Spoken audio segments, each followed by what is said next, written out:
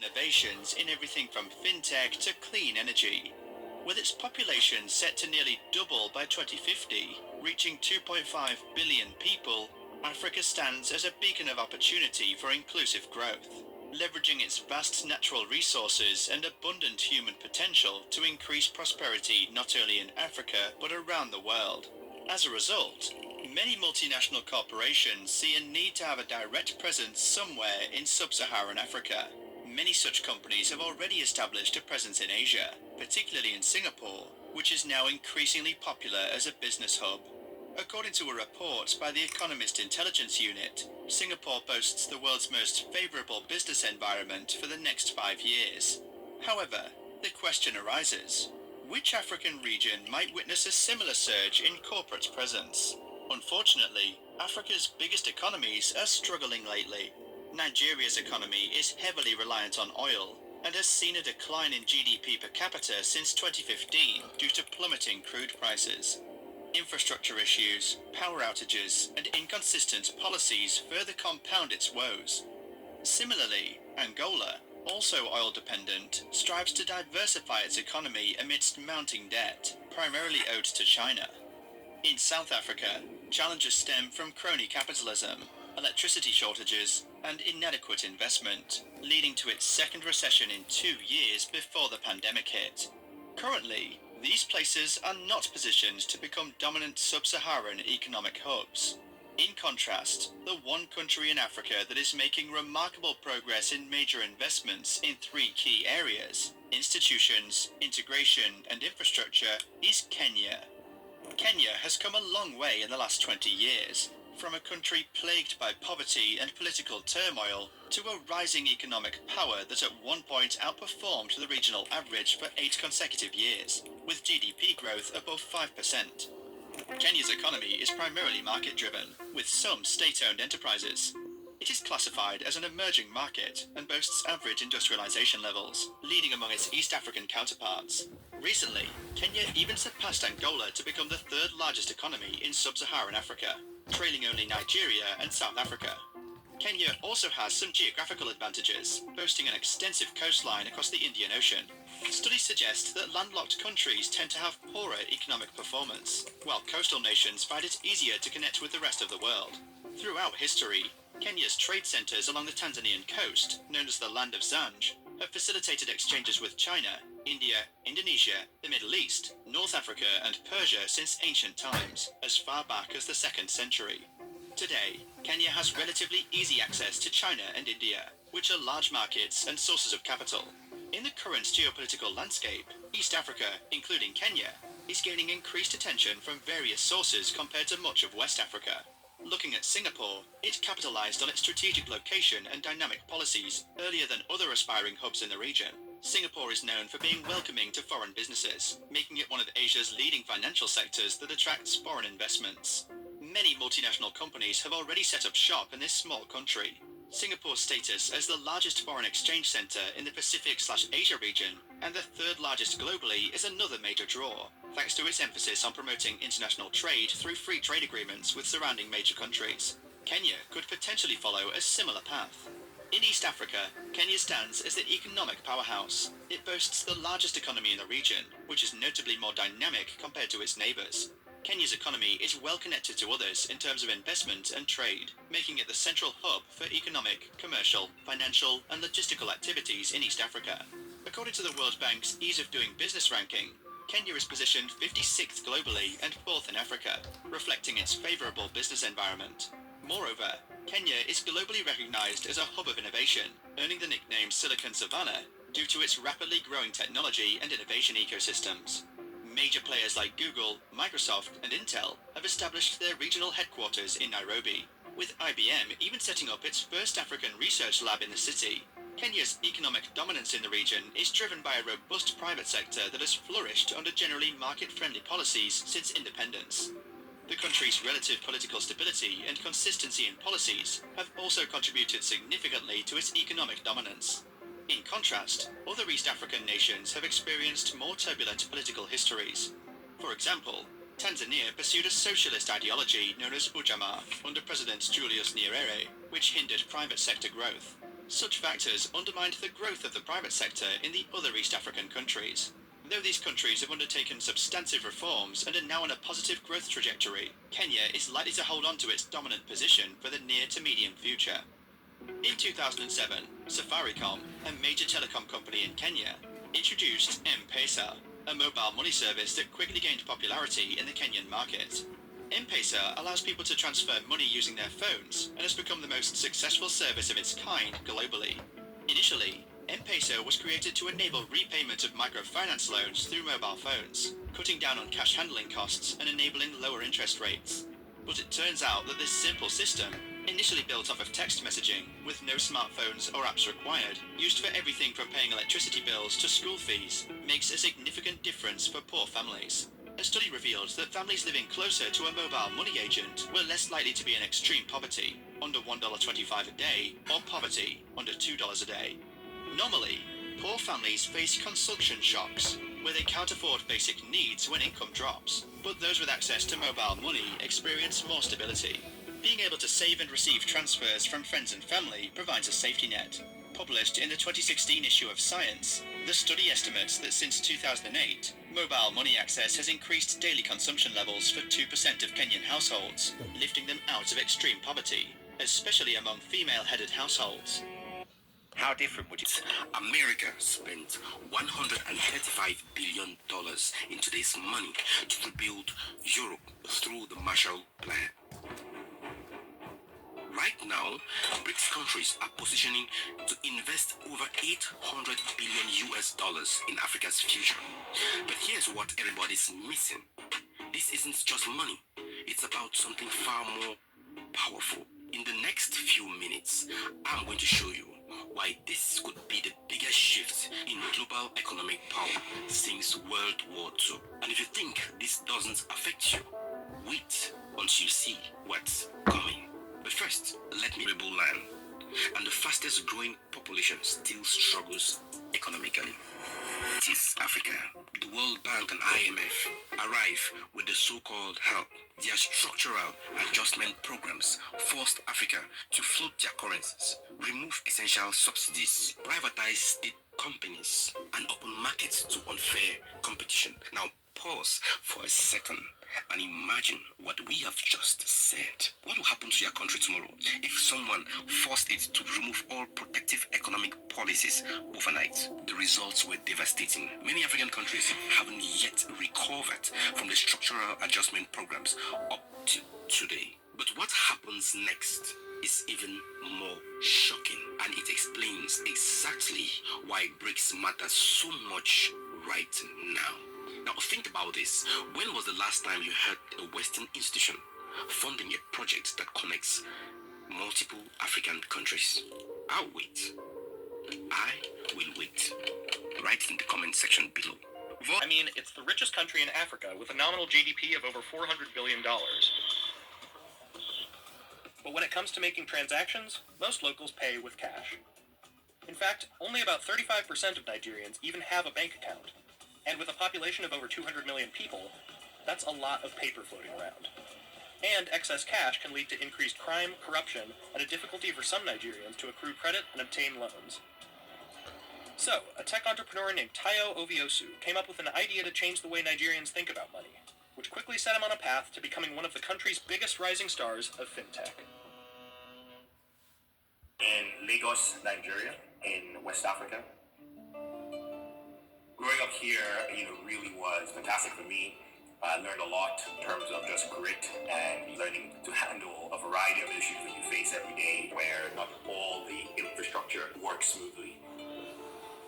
I was raised by a single parent. My mom raised 5 kids, and I was the last of 5 boys. I got to see firsthand at a very young age how she was putting in so much to make ends meet for all of us, and the sacrifices that she was making. Inspired by his mother's work ethic and emphasis on education, Oviosu moved to the United States for his undergrad degree at the age of 16. He majored in electrical engineering at USC and later received a master's at Stanford's Graduate School of Business. While I was at Stanford, one of the things that really got questioned on is, what really matters to you, right? And why? What is it that you really want to do? I narrowed it down to, I want to help bring ideas to life. first and foremost on the African continent, but just generally speaking. After working for a few tech companies in America, Oviosu headed back to Lagos on a search to find an idea he could bring to life. And it didn't take long before he found one. So if you look at emerging markets, about 95% of transactions are done in cash, and this is very unsafe. Merchants who are selling have to create a variety of processes within their stores to prevent pilferage from their staff. When you're traveling with a lot of cash, you can face theft. And then for the economies, it costs somewhere between 5 to 7% of GDP to clean, process all of that cash. In Nigeria and in really most emerging markets, the reason why cash is still king is first and foremost poor banking infrastructure. So while Nigeria has 23 banks, they only combined have about 5,000 bank branches. So they don't have the reach to the mass market. So it's not that people don't save, they just do so through very informal means. If you go to someone who's selling in a market, they are saving at what's called a savings collector. So the savings collector is someone who basically allows you to save money on a daily basis with them. Sometimes you don't get any interest on your money. When people do this, and people save also underneath their mattress in the house at different places, they put money. And so for me, looking at that, I was like, wow, this is a huge problem. There's got to be a better way to pay than me having to pay in cash. But Oviosu noticed something else.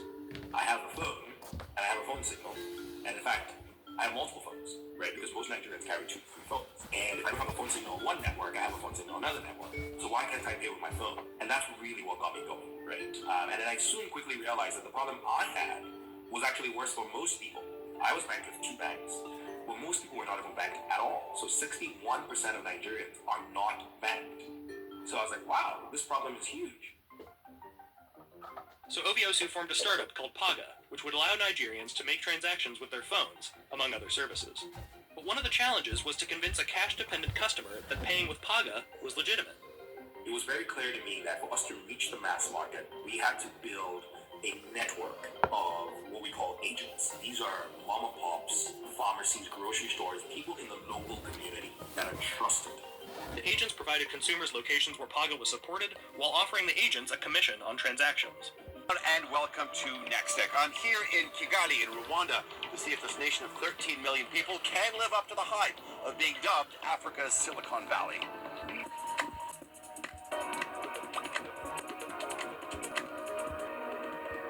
On any typical day in Kigali, the streets are teeming with salaried workers, delivery drivers, and students, all looking to earn from one of Africa's fastest growing economies. Last year, Rwanda was ranked 4th on the continent when it came to growth, and this year, the World Bank expects its GDP to expand by more than 7%. Its economic boom isn't new either. Government data shows the country has averaged at least 8% growth over the past 20 years.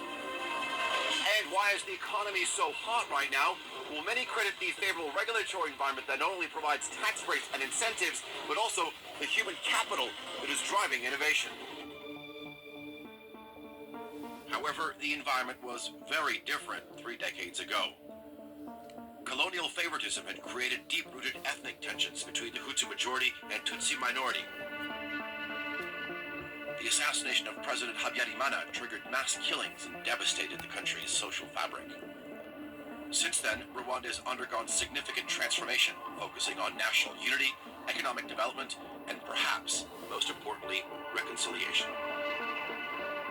The government has implemented various policies to promote social cohesion aimed at preventing future conflicts.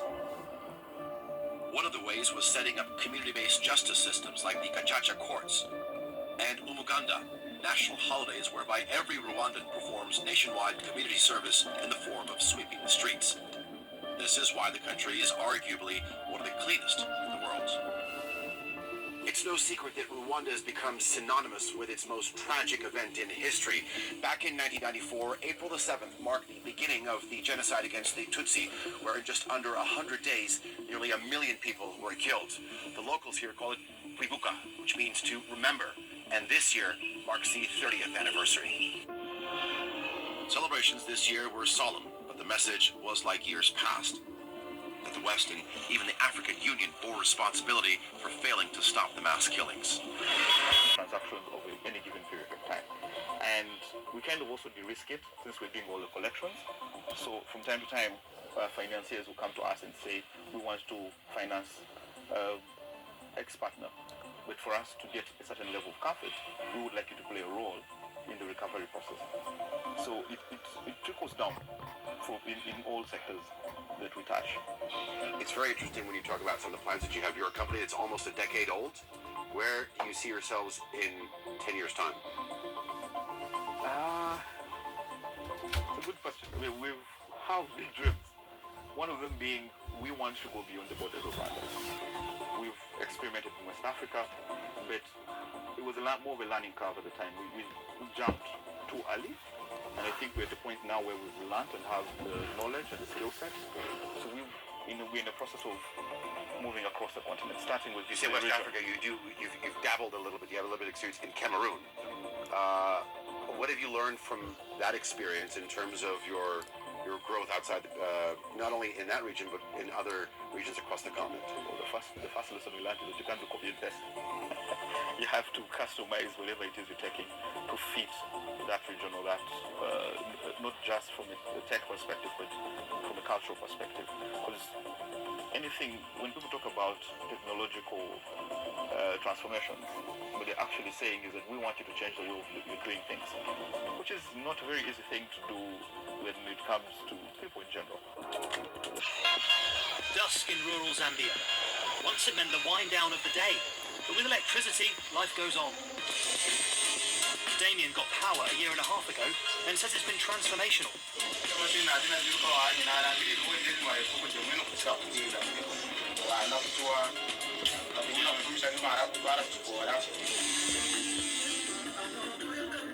Getting electricity to towns as remote as this is an expensive engineering challenge. Follow the pylons and it brings you here, Zengamina Hydropower Plant. This is a so-called mini-grid, an island of power generation, and it has a not-so-secret weapon, Bitcoin. Since 2013, this container full of powerful computers has been whirring away in the Zambian bush 24/7, earning Bitcoin, the most valuable virtual currency. These are the actual miners. They're not very sexy, but they do their job. All the miner needs is a power cord and an internet connection. It starts mining. How many are here right now? There's about 120 in here right now. It's an odd place for a high-tech crypto operation, but it makes sense for the company that installed it and runs it in partnership with the energy firm because of the electricity being so cheap. It's very noisy, but it's a beautiful noise. Because the truth is, this noise means we're making money. There are no banks or financial institutions, so every transaction needs to be checked and verified and added to the public list of payments by Bitcoin mining computers. As an incentive, this network of volunteer miners is rewarded with new coins. At the moment, the mine here earns about $5 in Bitcoin per day per machine. But with all that number crunching, wear and tear is an issue. Engineers like Kevin have set up a computer repair workshop in the bush. This is a chipboard. It contains the chips, and the chips are very, very, important. It's inside these chips that these crazy calculations are being done. Yeah. It allows you to get the Bitcoin. Of course, some are going to have issues. Yeah, based on the power they're consuming, based on the environment they're in. Kevin's Kenya-based company Gridless has 6 sites like this in 3 different countries across Africa. It's a lot of travel to remote areas, but it's worth it for cheap, renewable energy. And for energy makers like Zengamina Hydro, which opened in 2007, it's also been hugely beneficial because of a problem known as stranded power. We really struggled to make ends meet, and every day we were wasting over 50% of the energy that we could generate, which also meant we're not earning from that. What we lacked was an institutional, a major user of power in the area, and that's where the game-changing partnership with Gridless came in, because their unique model where they can take excess power flexibly to create value through the computing power has transformed our operations. And the extra revenue, important to say, has also helped us keep the prices down for what we charge the local people, which is also very important. Daniel insists that the hydro plant's priority remains serving electricity to the locals, but adoption has been slow, with few heavy users like factories in the area. Around 30% of the plant's revenue now comes from the Bitcoin mine. Bitcoin mining didn't build Zengamina Hydro Plant, but there's no doubt it's been a win, not just for the energy company and the Bitcoin miners, but also for the local town. However, the plant has received a huge amount of investment and will soon be expanding. They hope to sell any excess energy eventually back to the grid. So Philip and team have got to hit the road and find a new place as perfect as this.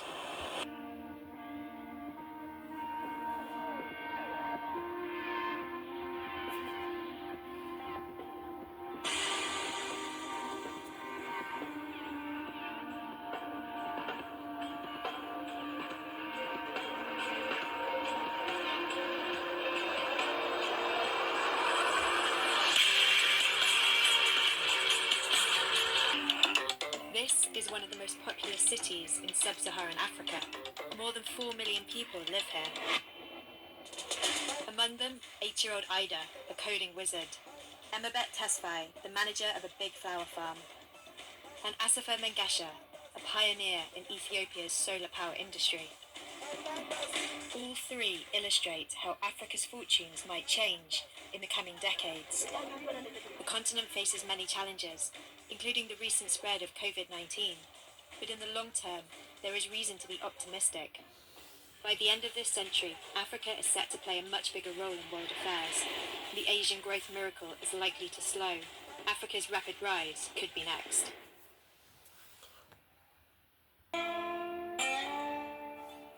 Some 8 million natives, whom the whites still look upon, in the words of Rudyard Kipling, as the new caught sullen peoples, half devil and half child. For hundreds of years, Africa was dismissed by much of the rest of the world. Today, Africa is too big to ignore. Its population is growing faster than any other continent. The UN predicts that by 2100, 1 human being in 3 will be African. Doomsayers worry about overpopulation. They fear that the number of mouths will grow faster than the food supply and people will starve. But the UN's population predictions may be wrong. If Africa continues to grow at the expected rate, its population will almost double by 2050 to 2.5 billion people. But in the second half of the century, forecasts diverge depending on different rates of fertility. The median rate, which the UN expects, implies the population would almost double again by 2100. That forecast is based on the belief that the number of children each woman has will decline only slowly. But that underestimates the impact of education on girls like Ida. My name is Ida. I'm 8.5 years old. My birthday is coming. I live in Ethiopia. Bless her At up. school, Ida is an A-star student. Wow. She loves learning. And so do many other girls in Ethiopia. Primary school enrollment rates for girls increased from around 34% in 2000 to 81% in 2015. Yeah. Education has a strong influence on fertility rates. A woman with no formal education will have 6 or more children. This falls to 4 if she finished primary school, and to about 2 if she finished secondary school. I want to go like this. First, I'm in KG, prep, and then I go to grade 1 after 12, and then I go to high school, and then I go to college, and then I go to university. Bless her up. According to one study, if the rate of social development, in particular the education of girls, doesn't change, the population of Africa will be as high as the UN predicts. But look what happens to the population size if there's even a median improvement in development. And if there was a rapid rise, towards the end of the century, the population would decline, which means the more girls are educated, the lower Africa's population is likely to be. I'm telling you that girls could do anything they want. Everyone in Ethiopia knows that girls could do whatever boys could do. Which way is our car? There. Both Ida's grandmother and mother were well educated and have had successful careers. Educated women are more likely to enter the workforce. Despite being half of Africa's population, women generated just 33% of the continent's collective GDP in 2018. If women enter the workforce at the same rate as men, Africa could add 10% to its GDP over the next 5 years.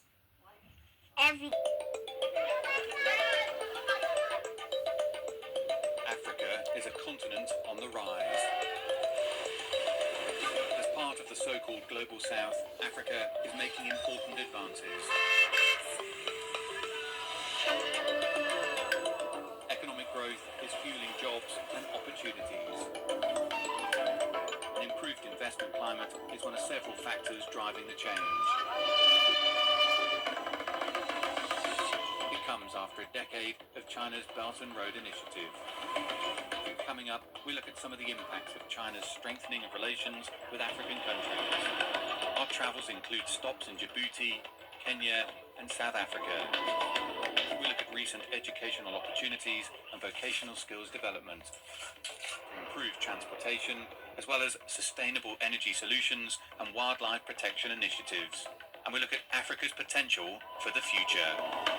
Wumbai Maruri, the head of the shelter. So the home accommodating 153 children who are abused, abandoned, orphans, neglected, they have been traumatized, and especially if they have been physically abused, sexually abused, emotionally abused, then we embark on bringing up that person, making sure that they can have a bright future and they can grow like anybody else.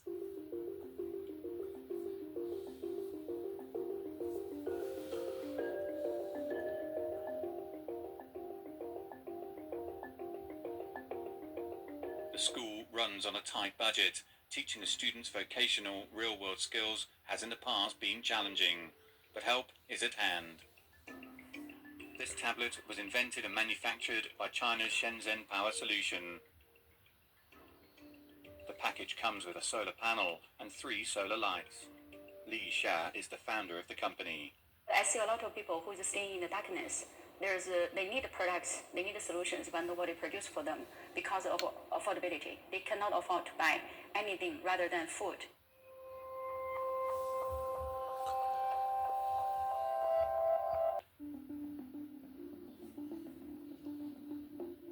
It became clear that more relevant educational content in local languages was required. Kenya's Standard Media Group agreed to partner. Charles Kamathi is the company's corporate affairs and partnerships director. We have all these media outlets, we have the internet, but there are so many people out there who don't watch you, don't treat you don't get to have any information, they need education, and we thought, wow, this is an area we should be interested in. Nilikuwa nakaa tu hapa nyumbani, nalima, nafunga kuku na mbuzi kidogo tu. Wateja kwa kuwa saa hii sina mahali yenye nimefungua. Yaani sina mahali penye nimefungua wanaweza nipata hapo. Nimebadilisha maisha yangu kwa kuwa saa hii niko na knowledge.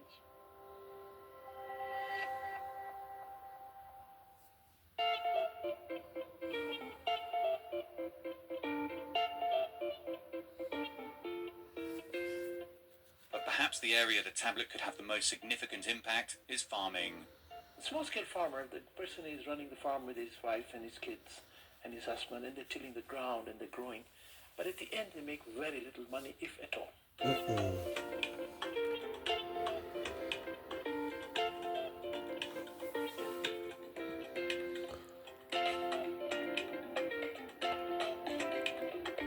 David Makwabi shows me his current crop.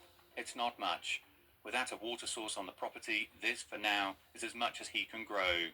But it's not a sustainable crop for his family. Kuna shida ya maji sababu tunangojea tu mvua. Mvua ikikosekana inakuwa mambo mbaya. David has already improved the irrigation for his crops, with water drip feeding into the plants below. Nilienda tu nikasoma, nilikuwa tu nimeanza kabla sijaenda kusoma. Na wakati niliposoma ndio nikakumbuka kama kuna mambo muhimu inaweza kunisaidia pale.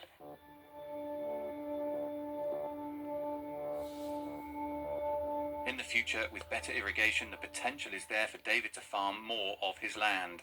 The solar lights that come with the tablet are also bringing benefits to the family.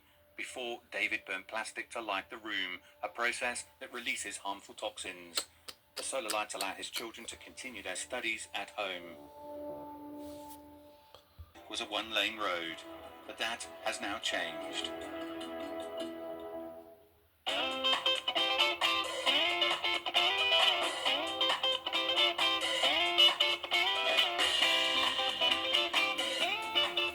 This year marks the 5th anniversary of the China-built Addis Ababa-Djibouti Railway. The total length of the railway line is 759 kilometers. Wow. It is Africa's first Whoa. fully electrified cross-border railway line, and it is a flagship project of China's Belt and Road Initiative. The railway is better than the than the buses. It is more better because it's more relaxed. There is a big space inside, so people can get, bathroom, toilet, and they can even sleep. And the price is even cheaper than the buses. Wow. The buses, you have to pay the luggage, and you have to make more stops. Mm-hmm. To operate the railway, the collaboration highlights the potential for similar vocational schools across Africa. As I know, at the beginning of this year, and one more Luban workshop has been discussed between the two countries in Addis Ababa. And with this kind of cooperation, I think the Luban workshop will help the African students to have more opportunities to get the skills and also get more opportunities to work.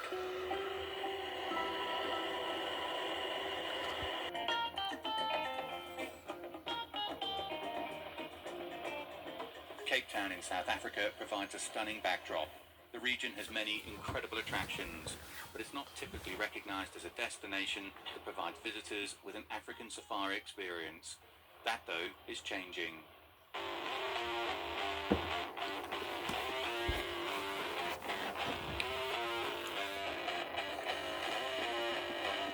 This is Aquila, a 10,000-hectare private game reserve. It is around a 2-hour drive from Cape Town. I meet Devon Grobler, our guide for the day. So I'm going to show you some of our eco-synergy projects and also what we all stem off into conservation with the Big Five and all other jewels of Africa. So yeah, let's hit the road and see what we can find.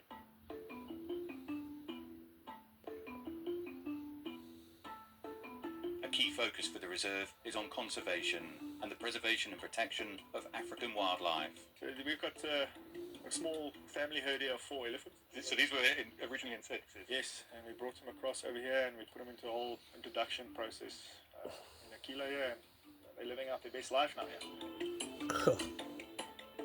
Africa's rhino population is increasingly under the threat of becoming extinct, following a rise in poaching.